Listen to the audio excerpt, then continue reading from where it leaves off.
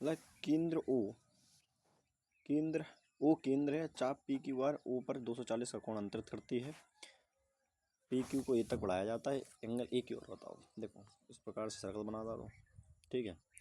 बोला है ये ओ होगा, तो ऐसे करके जो है, अरे बन जा भाई, ऐसे करके एक चाप बनता है, ठीक है। ऐसे जैसी हो गई हट हट, तो ऐसे करके चाप बनेगा, जैसे मैं बनाता हूँ देखो। अरे भैया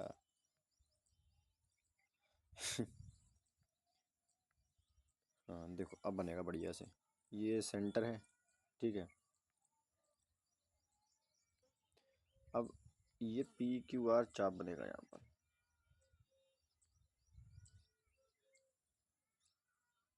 ठीक है।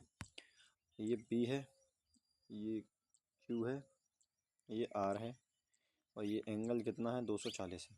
ये एंगल कितना भैया 240, ये 240 है, ठीक है। अब देखो, तो मैं आपसे क्या कह दूँ, मैं आपसे कहता हूँ एक बहुत प्यारी बात, कि अगर मैं इसको इससे मिला दूँ, तो आप बोलेंगे सर ये भी रेडियस है, ये भी रेडियस, अगर ये थीटा होगा तो ये भी थीटा होगा। सर बिल्कुल सही बात।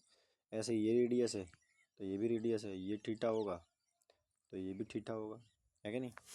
अच्छा अब आ जाओ इस पे, अगर ये 240 ये वाला है, ये 240 है, समझना मेरी बात को। अगर ये 240 है तो ये वाला एंगल कितना होगा, आप बोलोगे सर ये होगा 120।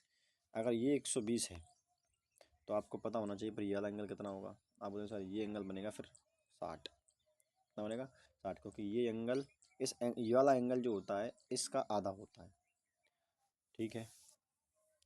अब बोला, अच्छा एक चीज़ और बोली थी उसने क्या, कि ए क्यू पी क्यू को ए तक बढ़ाया था, पी क्यू को ए तक बढ़ा दो, लो बढ़ा दिया, लो हटाओ, पी क्यू को ए तक बढ़ा दिया। तो पूछा गया ए क्यू आर बताओ, ए ये ए है, ये क्यू है, ये आर है, ए क्यू आर बताओ।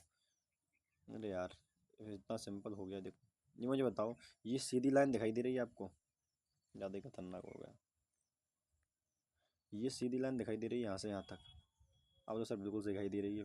तो आप बताओ ये सीधी लाइन पे 180 डिग्री का एंगल बनता है, जिसमें से 60 डिग्री तो यही बन गया, तो ये कितना बचेगा, 120 ही तो बचेगा। ख़त्म हो गया सवाल यार, ठीक है।